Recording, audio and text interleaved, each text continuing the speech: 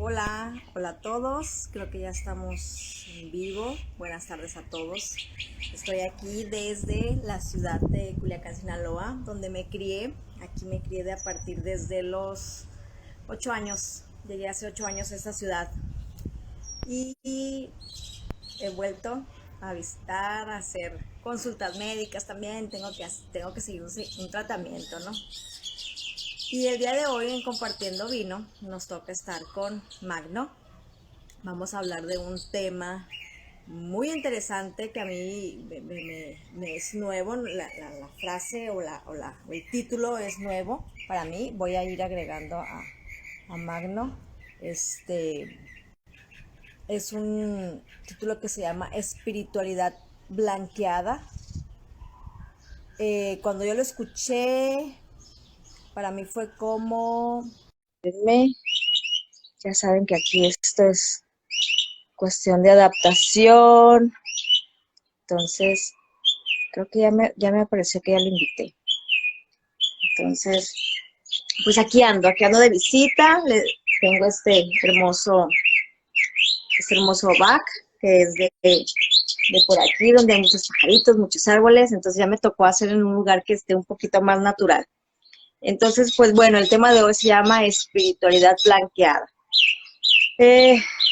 Cuando él me dijo esa frase, yo dije, bueno, pues esto de qué es. Pero en el momento se me vino algo así como, ay, como, como aquella cosa que nos engañan para sacar dinero. Fue lo primero que se me vino. Después se me vino los gobiernos utilizando a Dios. Y luego dije yo, no, pues mejor le paro porque aquí me va a salir mi política frustrada que todos tenemos adentro de un escritorio, ¿no? Entonces, pues creo que va a ser el tema algo candente. Creo que no se está uniendo. A ver. Invitar. No, no, no. Mm, mm, mm. Magno, where are you?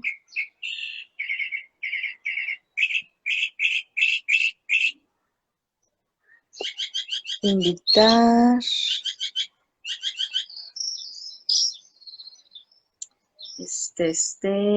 Bueno, esperemos mientras que se agregue.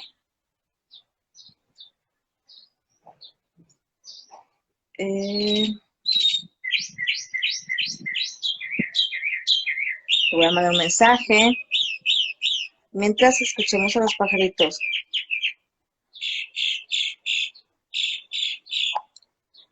Ya, creo que ya está aquí. Listo. Ahora sí. A ver. Creo que el internet está como que muy lentito o algo está pasando.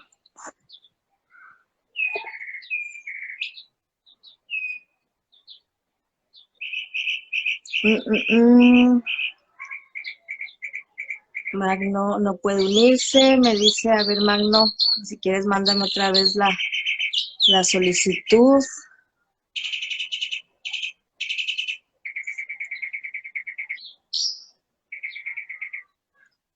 Estas cosas del internet.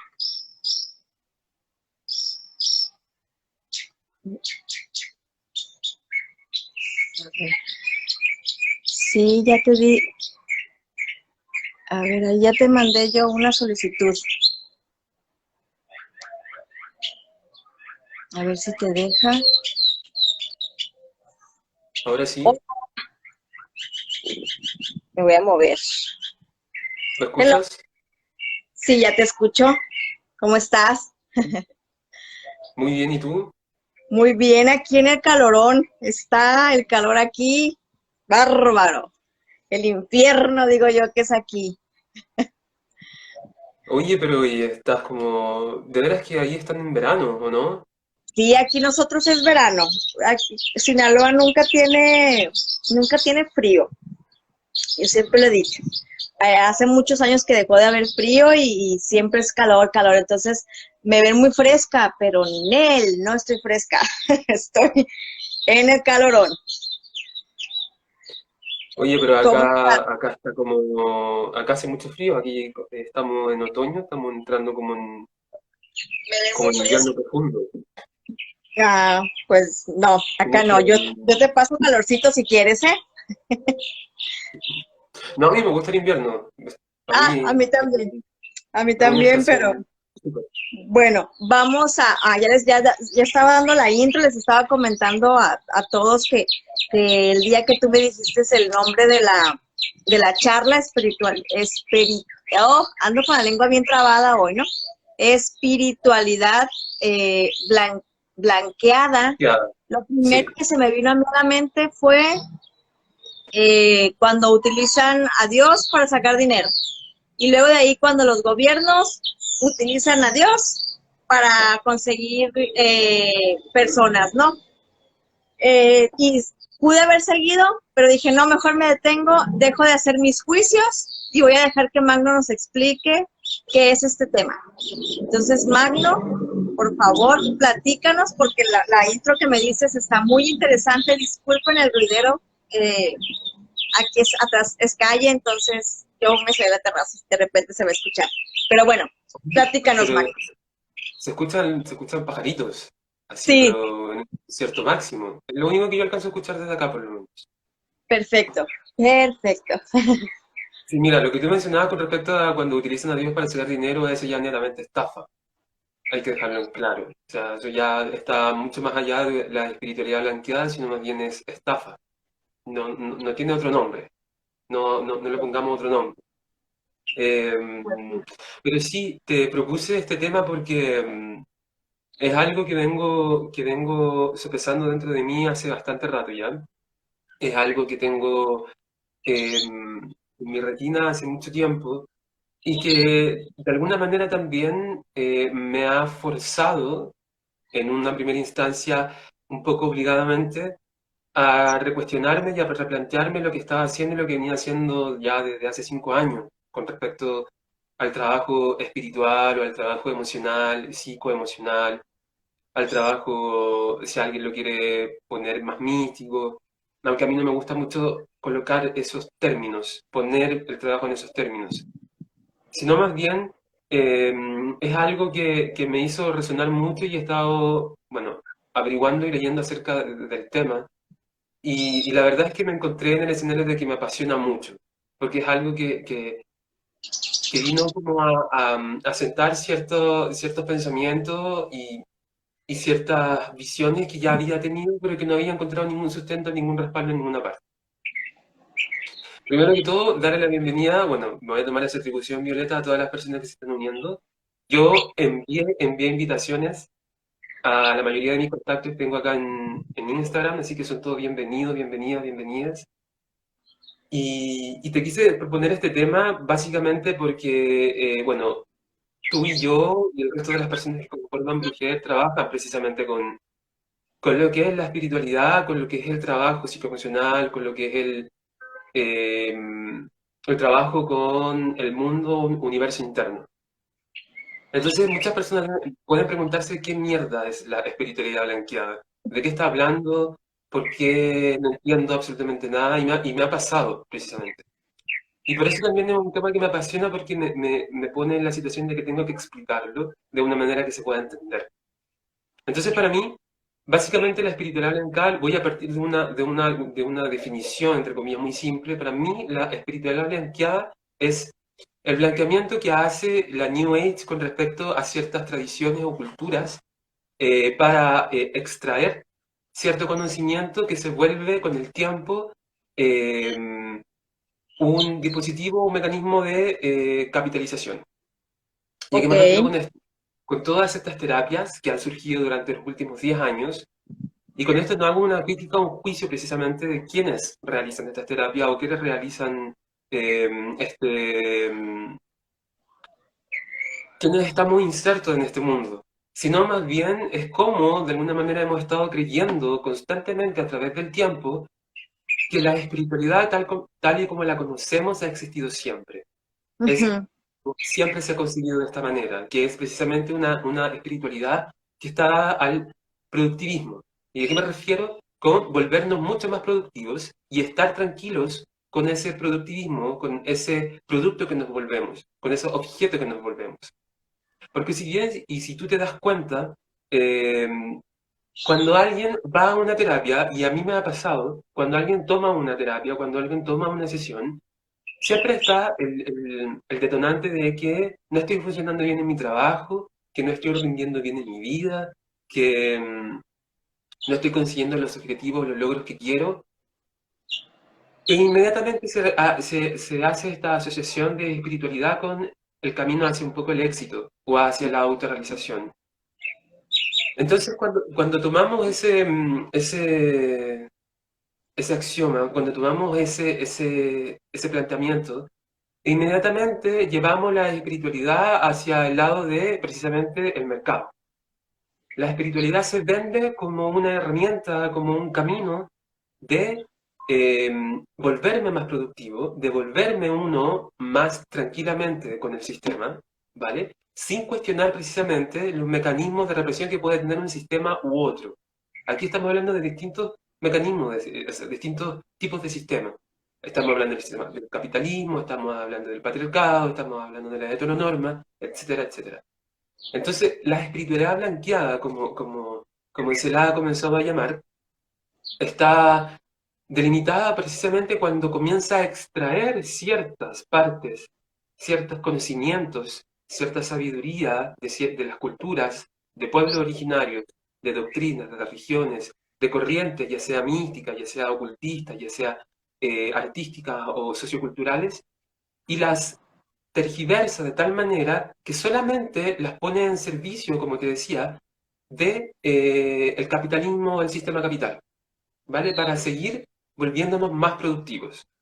Entonces, cuando yo me empecé a encontrar con esto, no me pareció nada raro porque es algo que se viene haciendo y que el patriarcado de alguna manera hace constantemente en todas las áreas de nuestra vida. Y aquí, por lo menos en Chile, eso ha quedado al descubierto durante los últimos años más fuertemente, pero que se ha estado intuyendo en el ambiente durante los últimos 30 años. Entonces, es un tema que para mí es muy relevante porque pone de manifiesto precisamente cómo esta espiritualidad nos ha hecho creer y caer en la trampa de varios puntos que la van conformando y que de alguna manera funcionan como la base de todo esto. Son puntos que te voy nombrando a medida que vamos conversando. No sé si tienes como alguna pregunta, porque yo voy como hablando de lo que me viene a la mente. No, no, no, habla porque yo estoy aprendiendo, yo creo que en esta. Más, no, no aprendiendo, estoy integrando, porque a lo mejor como que ya lo había visualizado, ya me lo había cuestionado, más no lo había como, el pensamiento no lo había ahondado, ¿no? O sea, como que, sí, parece, pero lo dejas ir, lo sueltas. No, no sé. Entonces, continúa y ya si sale algo o nos preguntan en, en el chat, les Ujú. contestamos. Sí, bueno, tiene que ver precisamente, como dice ahí Paula, la espiritualidad al servicio de la homogeneización. Y es precisamente lo que parte haciendo la espiritualidad blanqueada, que es precisamente olvidar las raíces de donde tomó todos estos insumos, ¿vale? Eh, donde olvida precisamente la memoria que la trae y que la conforma como un nuevo dispositivo. Y eso, si hacemos un poco de memoria y hacemos un poco de radar sociocultural, pasa en muchas partes. O sea, precisamente pasa en la historia feminista, pasa en la historia de las luchas de las minorías, de las comunidades, no solamente LGBTI, en las comunidades de otras razas, de etnias, de los pueblos originarios, en donde siempre hay un discurso de parte de lo establecido, ¿vale? Ya sea de personas que han podido tener acceso a este conocimiento, pero que no van a la fuente o a la raíz de dónde provino esto. Entonces, la espiritualidad blanqueada comienza a surgir con la aparición del New Age en la década de los 60. Cuando el New Age comienza a surgir precisamente con toda esta revolución, con la revolución del amor, con la aparición de esta comunidad llamada hippie, eh, comienza como un reascenso precisamente de todas estas prácticas que no se inventaron en los años 60, sino que más bien comenzaron a tener una nueva pincelada, ¿vale? Ujú. Y que venían precisamente ya instalándose desde mediados del siglo XIX, principio del siglo XX, pero que tienen un origen mucho más ancestral. O sea, estamos hablando precisamente de las culturas que vienen anterior al patriarcado o de los pueblos que vienen anterior de la instalación del patriarcado, hace ya más de 3.000, 4.000 años atrás. Ok. Entonces, cuando el New Age comienza a instalarse como una nueva forma de poder conseguir la realidad y la espiritualidad junto con ello, lo que hace el New Age es traer precisamente estos insumos a la realidad, ¿vale? Claro, como dice Pablo ahí, los neo-chamanes. Estos nuevos chamanes, entre comillas, que ya vamos a llegar a ese punto. Entonces, cuando esto comienza a masificarse, como sin olvidar el proceso de masificación que tiene esto. Cuando algo se masifica, tiene que necesariamente homogeneizarse para que la masa lo pueda adoptar como algo propio. Y ahí también hablamos de esta apropiación cultural que hace precisamente el New Age con respecto a todo esto, y que hoy conforma la espiritualidad tal como la concebimos. Entonces, voy a dar un ejemplo que puede hacer mucho ruido, sobre todo a las personas que nos están viendo en Chile, y bueno, quizá algunas las personas que nos vayan a ver en México, nosotros acabamos de vivir un proceso constituyente de elegir a las personas que van a redactar la nueva constitución de Chile, recién el fin de semana pasado. Entonces tuvimos todos estos meses de campaña con respecto a estos nuevos constituyentes para conocerlos. Y había uno en particular que pregonaba mucho acerca de esta espiritualidad blanqueada y que en un momento se mandó unas declaraciones que decía que los pobres eran pobres porque querían serlo. Respaldaba mucho con este bagaje de la espiritualidad blanqueada, de que todo está en ti, de que todo es tu responsabilidad y que si no consigues algo es porque no tienes la voluntad suficiente para hacerlo. Ese es como uno de los primeros axiomas, ese es uno de los primeros insumos que tiene la espiritualidad blanqueada, que es Ujú. simplemente descontextualizar al individuo o individua de su contexto cultural, social, político, creativo, humano, para poner en él toda la responsabilidad, ergo culpa, de lo que es capaz o no de conseguir en su vida, sin tener en cuenta que vive dentro de un contexto y dentro de un sistema que precisamente no le permite el acceso a ciertas cosas en su vida. Entonces, lo que hace la espiritualidad blanqueada es precisamente venderte la autorresponsabilidad o esta cuestión de la voluntad, que no vamos a entrar a definir lo que es la voluntad, porque ahí nos iríamos en una pasta filosófica, mística, epistemológica de un pero gigante, que no es necesario. Venderte la voluntad como si fuese algo propio tal del individuo, del ser humano, ¿ok? Pero por debajo, lo único que hace es seguir reproduciendo la culpa. Esta Claro. culpa que viene trazada del judeocristianismo, que vino instalada por la Iglesia Católica. Entonces, claro, como dice ahí, la espiritualidad cuando nunca te falta comida o techo es fácil. Claro. Y de eso es lo que estamos hablando. O sea, precisamente descontextualizamos al individuo, olvidando su posición en la realidad o en el sistema propiamente tal. Por eso, cuando se hace esta apropiación cultural, se saca la sabiduría del contexto.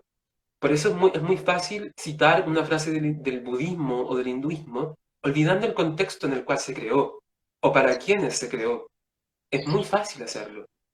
Por eso, cuando se habla de esta espiritualidad, cuando se habla, por ejemplo, de esto de hacer pasar la culpa por voluntad, por autorresponsabilidad, lo único que seguimos ejercitando es precisamente esa autorreproche y esa represión, autorrepresión, ¿vale? Que en un momento venía por la mitología, con la creación de los dioses, luego venía por la Iglesia Católica y ahora viene de la mano de nosotros mismos. O sea, ya no necesitamos una institución que nos diga cuán culpables somos de nuestra vida, sino es solamente que miremos un poco dentro para buscar un poco de culpa hasta encontrarla. Ujú, Y eso no es porque nosotros no seamos capaces de poder gestionar las emociones que nos puedan eh, derivar a la culpa, o que nos puedan generar, o generar culpa, o que provengan de ella, sino más bien es buscar desde dónde vienen las creencias que se comenzaron a instalar en tanto inconsciente colectivo como la adoptamos en el modelo ya sea de árbol genealógico o en el contexto cultural o en el territorio en el cual se vive. Entonces, por ejemplo, de México a Chile puede haber un bagaje muy, muy distinto con respecto a cómo se vive la culpa, pero está instalada de todas maneras. Y ambas vienen precisamente por eh, el judeocristianismo. Y hoy lo que hace la espiritualidad blanqueada es precisamente disfrazar la culpa de autorresponsabilidad o voluntad. Y precisamente vuelvo a este caso de esta constituyente que decía que el pobre es pobre porque quiere serlo. O sea, ¿verdad? Si tú le preguntas a alguien que si quiere ser pobre, o sea, si es pobre porque quiere serlo, claro. estoy seguro de que vas a recibir nulas respuestas de alguien que te diga, sí, quiero ser pobre porque quiero serlo, soy pobre porque quiero serlo. Eh, Eso inmediatamente lo que hace es una desconexión con la realidad concreta, y ese es el primer quebrantamiento que tiene la espiritualidad blanqueada con respecto al individuo o al individuo, que quebranta la conexión que se tiene con nuestro entorno. Entonces, a mí me ha pasado mucho que escucho, es que mi exterior no hace mi interior, o simplemente tengo que abocarme a mi interior. Ujú, Cuando eso precisamente nos lleva a una desconexión que llega a la patología, ¿vale? Y solamente las personas que tienen cierto privilegio en sus vidas para poder llegar a esa reflexión pueden decir precisamente, ok, esto no solamente depende de mí, sino también depende del contexto del colectivo en el cual yo vivo. O sea, se supone que somos uno. Esa es la otra gran, no quiero decir mentiras, pero es la otra gran realidad inventada. malversación, mala utilización de los términos. Sí, somos todos uno, en términos quizás más sutiles. Llamémoslo energético, aunque el término de energía es demasiado amplio. Eh, pero somos todos uno, precisamente en la realidad material, somos todos uno en ciertas áreas de nuestra vida, pero no es necesario que seamos todos uno en toda nuestra existencia. Precisamente porque la diversidad está en la riqueza. O sea, precisamente eh, los genocidios de la historia humana se han producido porque han venido otros a instalar, a instaurar, a obligar a otros seres humanos a creer en lo mismo que ellos y a ser iguales a ellos, a hacer a su semejanza. No sé si te va haciendo como ruido de que el hombre se hizo a semejanza de Dios, Dios. ¿vale? ¿Sí? Precisamente una forma de homogenización y de coartar precisamente la diversidad humana que existe y que siempre ha existido y que desde ahí, desde ahí se ha alimentado la espiritualidad blanqueada, porque de esa diversidad de culturas, de esa diversidad de corrientes, de esa diversidad de dogmas, es donde ha ido sacando todo esto para conformarse como una especie de híbrido. Es casi como un egregor que ya tomó vida propia. Ujú. Entonces, Pues, cuando escuchamos, por ejemplo, y aquí vamos avanzando, cuando escuchamos, por ejemplo, piensa positivo, o ver el lado positivo a todo, a toda la vida. Eh, ¿Qué pasa cuando nos movemos, nos alineamos con esta positividad en todo aspecto de nuestra vida? Comenzamos naturalmente a producir un rechazo por todas aquellas, ya sea emociones, situaciones o personas que nos despiertan caracteres o aspectos que consideramos que no son positivos en nuestras vidas. Pero eso no implica, ¿vale?, de que realmente estemos habitando un positivismo genuino, sino más bien es que estamos habitando un cierto grado de intolerancia. No solamente con el exterior, sino también con nosotros. ¿Por qué? Porque el pensamiento positivo se vuelve tóxico, ¿vale? Cuando yo comienzo a aceptar cierta parte.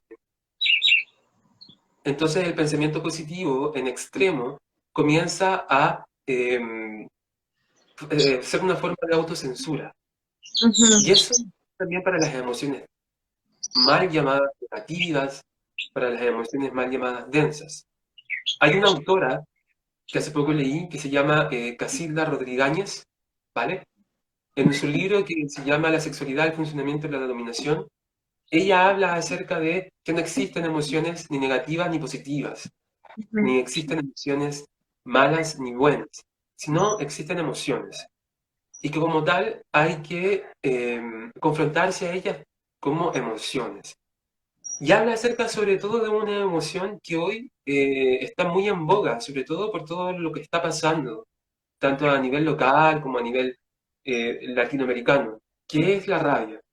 ujú, Entonces, usualmente también en este discurso de esta espiritualidad blanqueada nos encontramos con que la rabia es una emoción que constantemente estamos evadiendo y que constantemente estamos trabajando para eliminarla de nuestras vidas.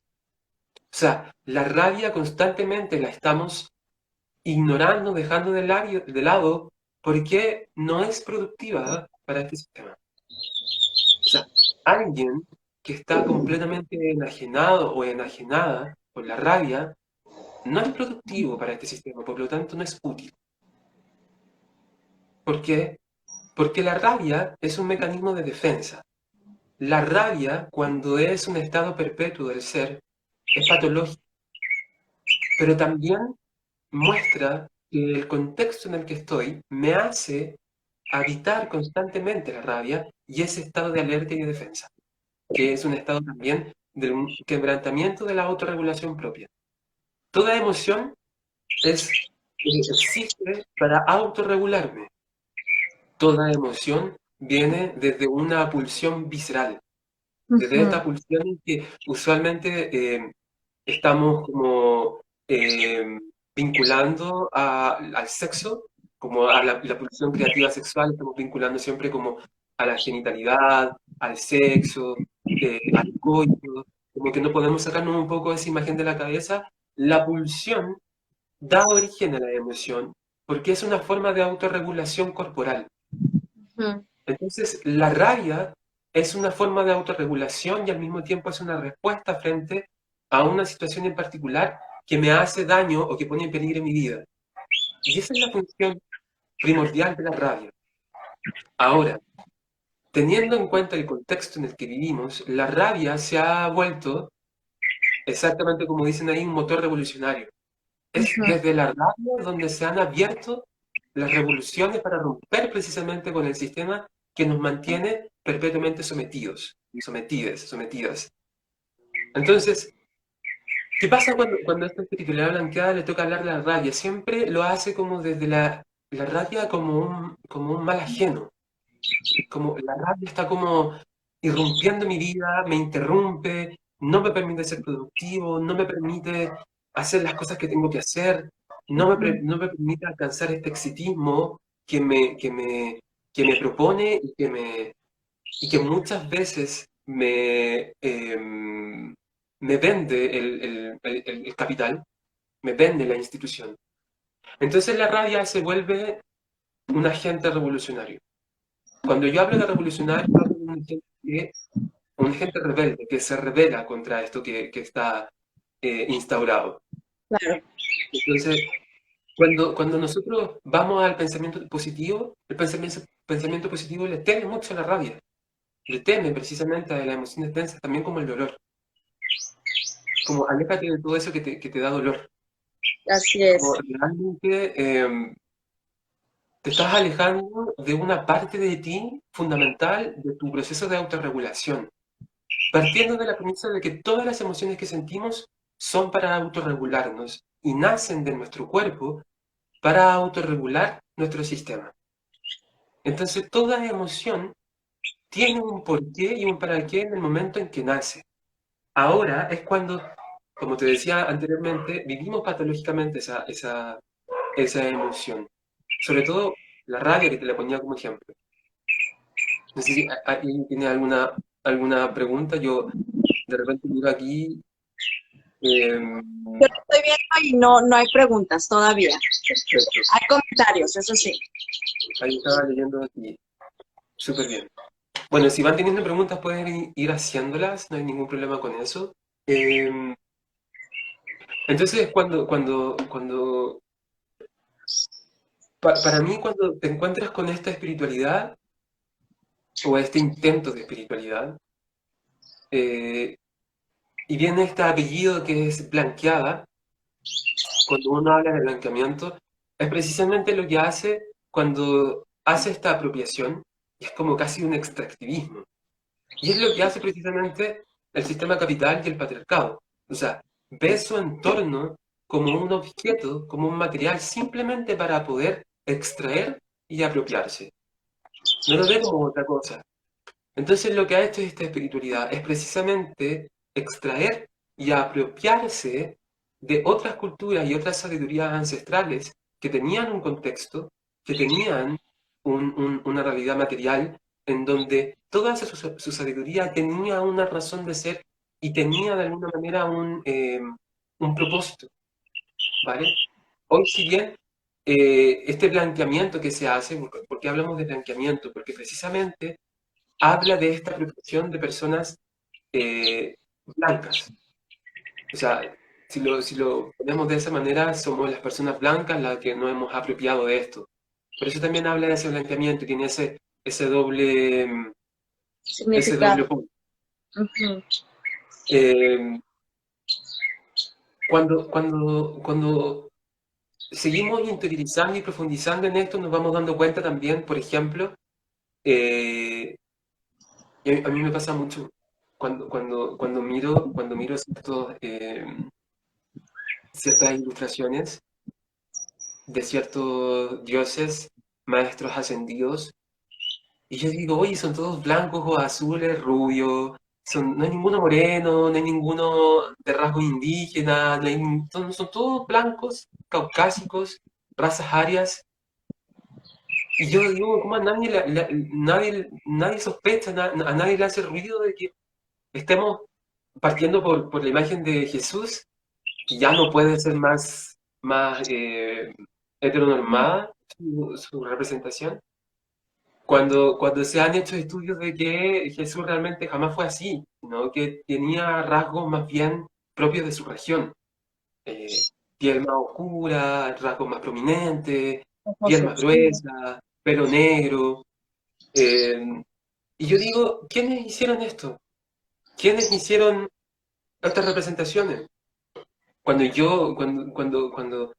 uno va interiorizándose, por ejemplo, y dice, ¿quién era Eliphas Levi cuando escribió Dogma y Ritual de Alta Magia? ¿No era un caballero blanco, cis, heteronormado de la clase privilegiada que escribió esto? ¿Quién era Antoine de Guévelin cuando escribió ese volumen tan extenso del mundo primitivo, donde fue mucha más imaginación y fantasía que realidad? ¿Quién era dentro de su sociedad? ¿Por qué estaban compuestas la Golden Dawn? Claro.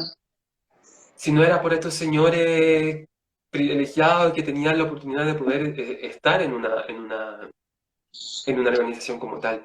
Entonces, cuando comienzas a ver desde dónde viene esto también, desde dónde viene cocinándose, tú te das cuenta que estamos frente al dogma de, sobre todo, hombres blancos, de clase alta, clase media, heterosexuales, la mayoría, que no tenían mucha conexión realmente con su realidad propiamente tal.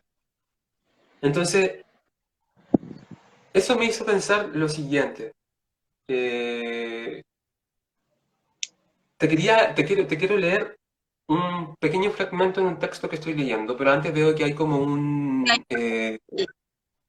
unos comentarios que hay. A ver si puedo encontrarlo, porque no, Eh, aquí está. Dice, Patricia Mullen pregunta algo ahí.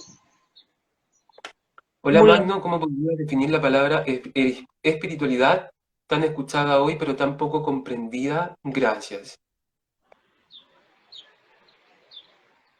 Wow, es tremendo desafío poder definir las palabras espiritualidad. No sé si podría definirla, yo creo que cometería como un acto de mucho...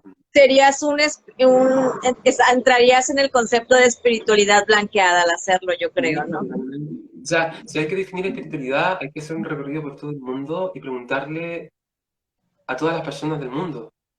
O sea, es como ver también, si bien hay, por supuesto, hay similitudes, si bien hay puntos en común, hay encrucijadas entre las distintas culturas, entre las distintas sociedades, por ahí habría que partir. Y desde ahí habría que ir direccionándose para ver realmente qué ellos conciben como lo espiritual. Porque eso también es parte de esta espiritualidad, que se ve como algo ajeno al ser humano, cuando no lo es. O sea, dentro de nosotros somos espirituales, pero como no estamos conectados con eso y lo vemos como un dispositivo más, como un título más, Ujú, como un diploma más, no está dentro de nosotros, no lo hemos corporizado. Y esa es la gran diferencia que tiene la espiritualidad, esta espiritualidad blanqueada con respecto a la sabiduría de la que toma precisamente y blanquea su propia base, que es esta cultura y todo este ser humano corporizaban su sabiduría. Venía de su cuerpo, de sus cuerpos. La vivían como una realidad material, tangible. Ellos entendían que venía desde lo intangible, de aquello que quizás en algún momento no podían explicar, pero sí podían ayudar a que se manifestase, sí podían ayudar a que se materializasen, ujú, pero la vivían, la corporalizaban, sabían que la espiritualidad estaba en su carne. Si ujú. tú, si hacemos como esta pregunta a las personas hoy en Occidente, ¿qué es la espiritualidad? Siempre lo van a ver como algo que alcanzar.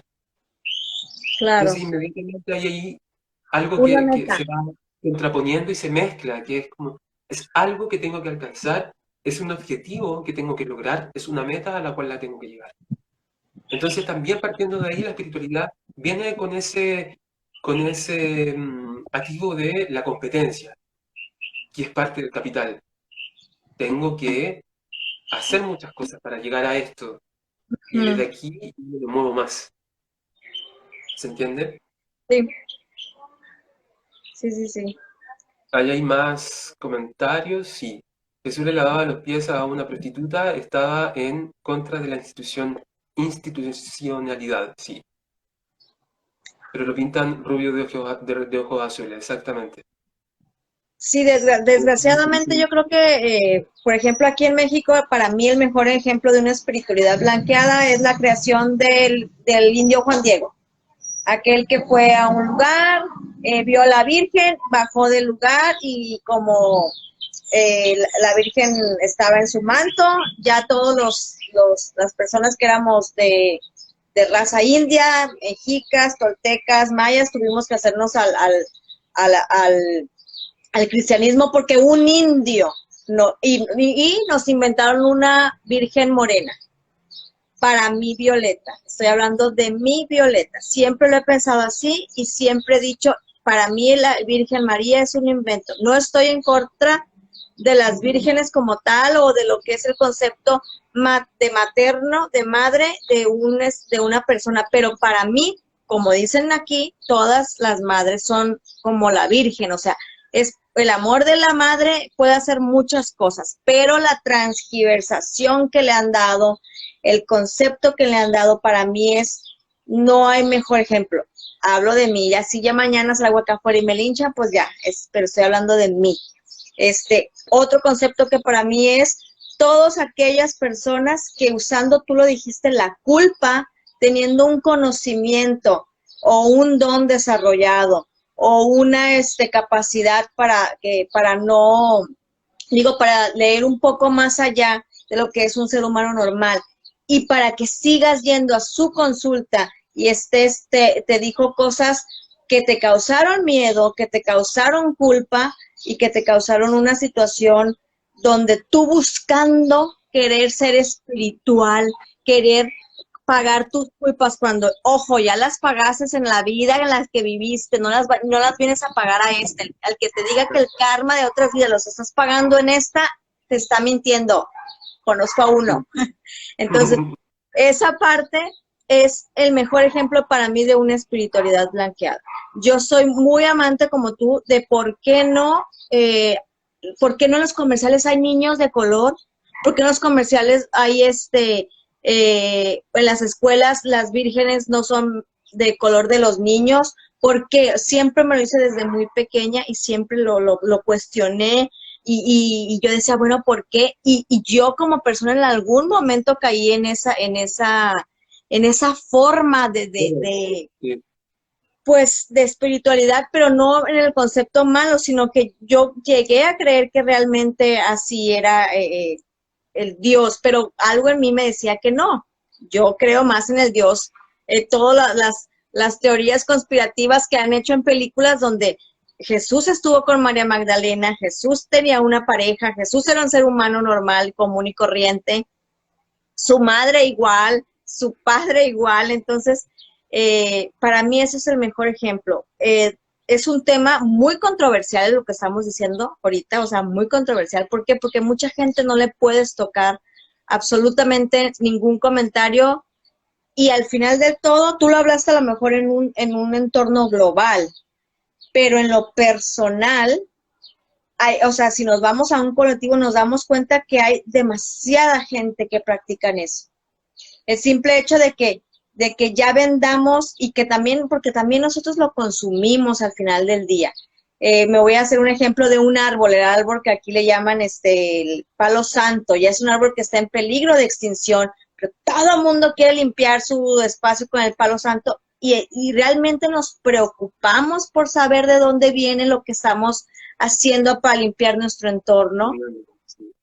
Realmente estamos viendo que estamos acabándonos de un palo cuando hay otras muchas cosas que tú puedes hacer para limpiar un lugar, pero no quieres ir a buscar el palo santo porque ya fue lo que te vendieron y no tenemos esa responsabilidad de realmente ver quién nos está o qué nos están diciendo, si realmente funciona. Hay mucha gente que transgiversa esto. Daniel lo platicó en su último también, cuando hablamos del área de la sombra, el cómo también el que le digas a una persona desde niño lo de la rabia, totalmente, del que no sientas, quédate ahí, no llores, te están haciendo crear una realidad donde ya desde niño te están diciendo que no sientas nada absolutamente, porque no estás en congruencia con Dios. Y pasa mucho también con esto de la educación emocional. Pasa mucho también con esto de estos nuevos conceptos que han ido surgiendo con respecto al analfabetismo emocional, a la educación emocional. Y son conceptos de alguna manera de que tú te preguntas, ¿para qué están surgiendo? Sino para llenar un vacío de que es un vacío que se inventó, es un vacío que se impuso, precisamente ya con esta desconexión que algunas personas le llaman el fratricidio, que tiene que ver precisamente con la represión desde antes del nacimiento. Y parte precisamente con la represión de la sexualidad de las personas que se reconocen como mujeres o las personas que tienen sexo biológico de hembra, vamos a colocarlo así, ¿vale? O que tienen útero.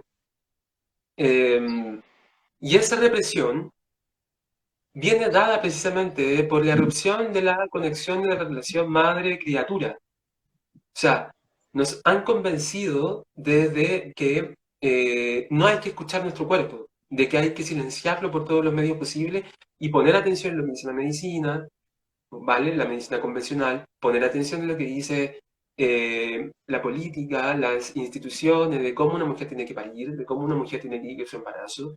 Y desde ahí viene también como todo ese prontuario de eh, cercenaciones que se va haciendo durante la vida. Es como cuando tú podas un árbol, no dejas que crezca al ritmo y hacia el lugar que tenga que crecer y de la forma que tiene que hacer. Lo estás Entonces, manipulando.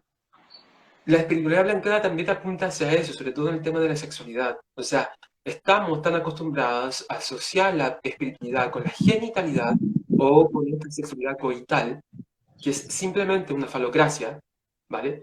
Que tiene que ver simplemente con el culto al pene, Es como el pene es el centro del placer máximo y desde ahí se van divergiendo todo el resto de placeres, cuando no es así. Cuando la sexualidad tiene que ver precisamente con la capacidad que tengo de vivir el placer, de cómo ese placer viene de las pulsiones corporales. Y cómo ese placer, si se somete y se censura, comienza a manifestarse como patologías psicosomáticas. Y ahí es cuando nos vamos acorazando, cuando nos acorazamos tanto interna como externamente. ¿Y eso qué quiere decir?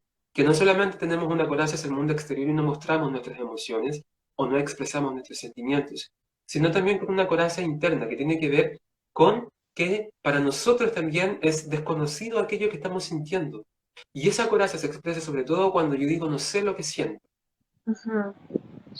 que no viene ningún juicio con respecto a eso. Está bien no sentir lo que siente, pero ahí se va expresando la coraza que viene y que está instalada en nosotros desde antes de nuestro nacimiento.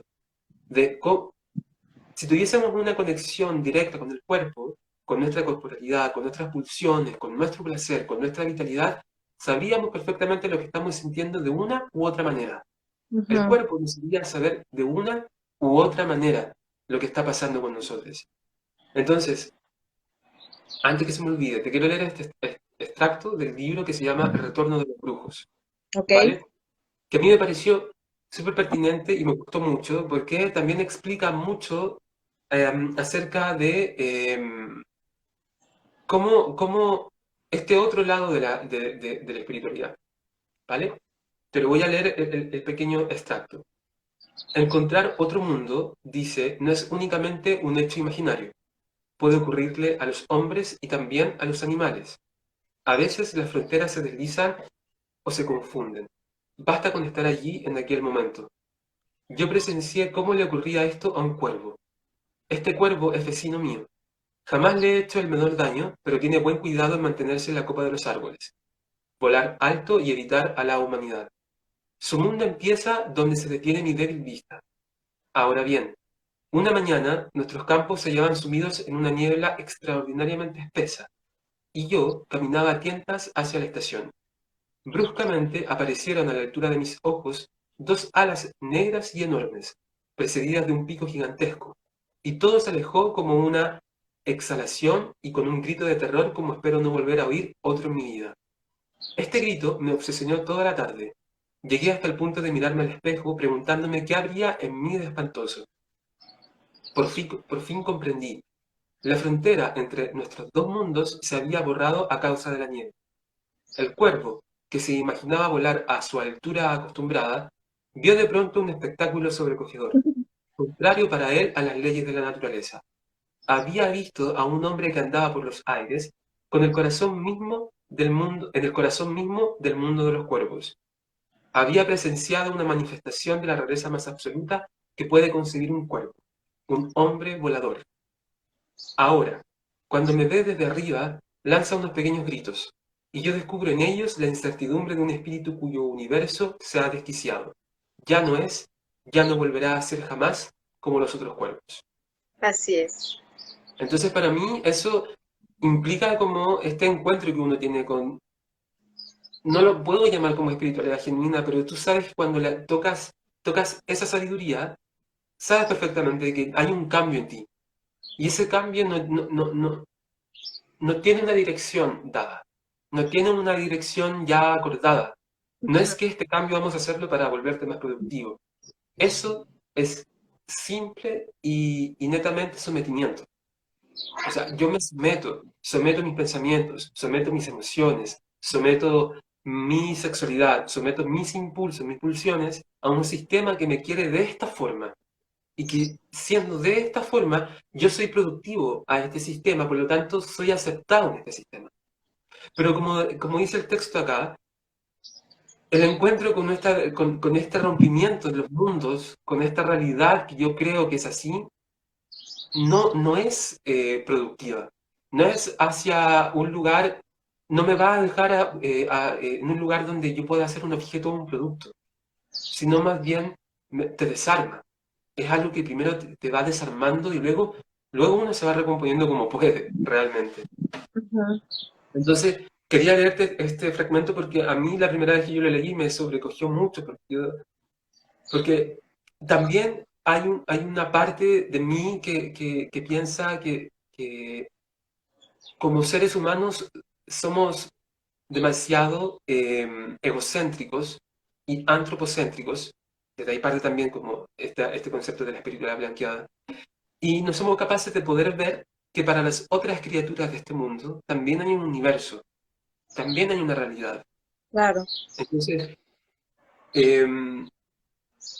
cuando vamos viajando y vamos surfeando eso, uno se va preguntando qué es uno para los árboles, por ejemplo.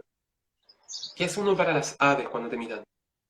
Entonces, cuando yo me hacía esas preguntas, me di con este texto y fue como, wow, Claro. realmente no hay un punto de realidad, no El hay cuervo un va a punto decir que se objetivo. encontró a un ser humano que hace un ruido muy feo. Eso es lo que él va a decir, el ser humano. Exactamente. Ok. Entonces, por eso para mí este tema es intenso. Y aquí solamente te fui dando como cosas Pinceladas. más simples, pero hay mucha más profundidad que por supuesto va a dar para otra conversación, pero es también un cuestionarse desde dónde viene esto. Porque precisamente lo que hace el sistema en el que vivimos es actualizarse mediante sus resistencias, sus contraculturas. Todo aquello que fue contracultura en algún momento es cultura hoy, ¿vale? Entonces, este sistema tiene ese poder de engullir.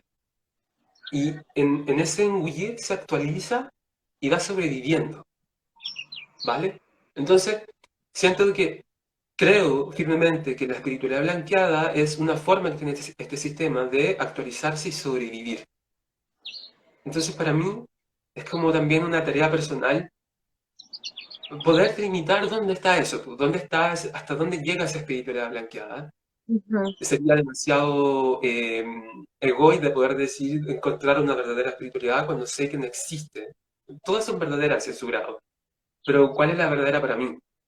Pero también esta tarea de delimitar dónde está esa espiritualidad blanqueada, hasta dónde llega, hasta dónde alcanza, cuáles son sus límites. Ujú. ¿Y qué es lo que yo puedo transar o negociar con eso? O de partida no quiero nada con eso.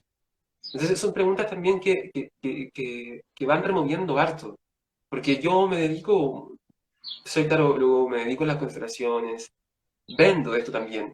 Hay una Claro. parte de mí que está dentro de este sistema. Pero Sí, tampoco me interesa vender mentiras. O sea, exacto.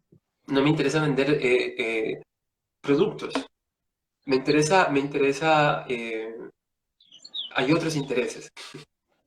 Sí. Hay otros intereses ahí. Cuando Entonces, empezaste la plática, justamente yo también dije eso, bueno, también nosotros, ¿en qué momento estamos en esa parte del sistema, no? Porque alguien perfectamente nos puede decir, oye, pero tú me estás queriendo vender un curso o tú estás queriendo vender esto, entonces, ¿no estás tú en el sistema? Pues sí, sí estamos en el sistema porque el sistema nos ha pedido o nos ha llevado a que vivamos de la espiritualidad, porque yo creo que como no la supimos apreciar desde la planta, desde el cuervo que venía, desde el pajarito, desde la comida que teníamos, de la familia, de haber dicho, bueno, pues se las voy a vender, a ver si así yo opino, ¿no? Yo creo, claro, y estamos en esto. sí. Pero si te das cuenta, también hay como que niveles de esa parte. Yo siento que los excesos, y ya lo habíamos platicado, yo siempre he opinado en mi vida que Dios no nos dio la capacidad de inventar todo lo que se ha inventado en el mundo, pero nosotros hemos transgiversado o hemos excedido esa capacidad o eso que se inventó o al final del día nos ganó el materialismo, ¿no? Yo lo veo así. Yo no creo que Dios haya dicho, ay, voy a inventar que se hagan casas, pero, porque se tienen que cubrir de algo, no algo más fuerte, pero ya cuando empezamos a hacerlo de forma donde ya nos creímos más unos que otros, empezamos a hacer ese tipo de cosas donde yo creo que ahí ya, eso ya es cosa de nosotros, es nuestra parte de nuestra mea culpa, dijeran por allá. viene dado también por el tema de la figura del gurú, del maestro, del guía, ahí también muy dado. O sea, parte de ese antropocentrismo, de colocarnos en el centro del universo cuando no lo somos. No somos el centro del universo. Entonces vienen también de estas personas que creen que son iluminados, ¿vale? Que son maestros ascendidos e encarnados, que están aquí como para darnos directrices de lo que tenemos o no que hacer y hacia dónde tenemos que movernos. Eso para mí ya también es como parte de esa. Es simplemente es otro, eh, es otro guardián de ese sistema, del cual Claro, también la espiritualidad en un momento quiso ser resistencia. Como como todo margen, como todo aspecto, todo elemento que está en el margen, siempre va a buscar ser resistencia para aquello que oprime, te oprime.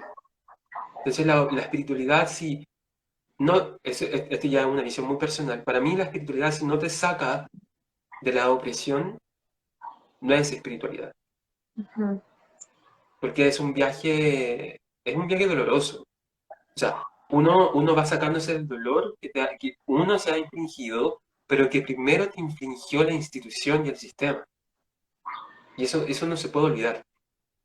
O sea, tanto ancestralmente, genealógicamente, como institucionalmente. sí, Y de eso se trata, de ir como descascarándose. sí, Ahora, por supuesto, las respuestas no las tiene nadie absoluta. Es un viaje personal, siento yo. Creo firmemente que es un viaje que cada uno tiene que hacer. Pero siempre poniendo atención, eh, quiénes son quienes te acompañan en este viaje. Porque eso también va a depender de la calidad del viaje y hacia dónde, eh, cuánto va a durar ese viaje. claro. Eso, porque Con si eso no ya nos vamos a quedamos. extender de una manera, pero increíble en seguir detallando esto más. Y hay más, por supuesto, también. Hay mucho, mucho más. O sea, también no hablamos, por ejemplo, del tema de la felicidad, de la trampa de la felicidad. No Así es, hablamos de que la felicidad no es el último escalón del ser humano, de la humanidad. Es también es otra vendida de pomada que le decimos acá en Chile. Otra vendida de pomada de la espiritualidad blanqueada, ¿vale? No hablamos tampoco de la figura de los maestros, de los gurús, ¿vale? De esa obsolencia en cuanto a la jerarquización, ¿vale? No hablamos tampoco de esta renovación o del verdadero, no voy a llamar verdadero, de el significado original, originario de lo que son los mitos, ¿vale? Y que viene dado también por varios autores que ahí fueron como al hueso. Te voy a poner uno como ejemplo, antes de que, así como para dejar un poco más enganchado. El mito, por ejemplo, de la princesa y el dragón, mm, que es casi una actitud universal, que todo el mundo lo conoce, y que el mito ha sido contado de que, de que tenemos una princesa atrapado en una torre, custodiado por un dragón, ¿vale? El dragón es básicamente una serpiente con alas, y que necesita de un caballero para que pueda ser salvada, ¿cierto? cierto. Bueno, este mito ha sido varias veces resignificado, y una de las significaciones que todos conocemos es de que este caballero salva a esta princesa de las garras de esta serpiente porque esta serpiente es mala. Y porque esta princesa necesita ser salvada. Ujú, Y eso no es más que un cuento de una extensión del patriarcado con respecto a la dominación del hombre sobre la mujer. claro, Y una de las resignificaciones que se le hizo a este mito es que precisamente lo que hace el caballero es matar la serpiente como símbolo de la sexualidad libre de la mujer. Y que la mujer puede tomar esa sexualidad cuando ella quiere, que jamás estuvo presa, que jamás estuvo detenida en la torre, sino que ella elegía dejar su sexualidad libre y montarla cuando ella quisiera. Pero es este caballero que venía, mataba la sexualidad de esta mujer, la oprimía y la sometía finalmente a casarse con ella. Eso es parte también de la edipización de la sexualidad, que es también parte de la espiritualidad blanqueada. No hablamos hoy. Esa claro. edipización que viene también del complejo de Edipo, dado por Freud. Ujú, Esa es otra trampa que está muy inserto en nosotros y que ujú, viene también como de algo que no tiene nada que ver. que lo hablamos, que es precisamente la genitalización de la sexualidad. Pero no hablamos de esas cosas ni de muchas, muchas otras, Así es. ¿vale? Pero es como lo más básico de alguna manera, todo lo que expusimos en este libro. Y eso es lo que quería compartir, porque también eh, es algo, como te decía al comienzo, que venía ya cuestionándome y preguntándome ya desde hace mucho tiempo. Y de a poco lo he ido como sacando. Sí, yo entre más sé, siento que no sé nada. Así nos pasa a Literal. todos. Mande. Así nos pasa a todos.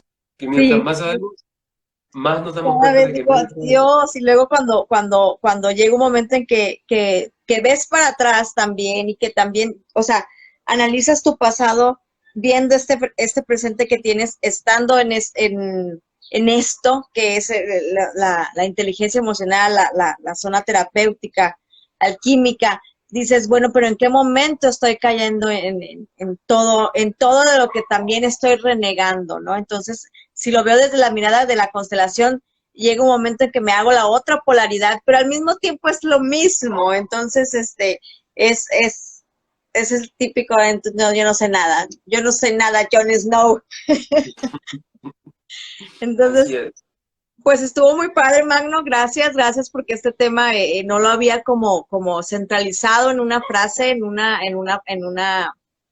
forma que creo que todos lo hemos pensado en algún momento, unos más que otros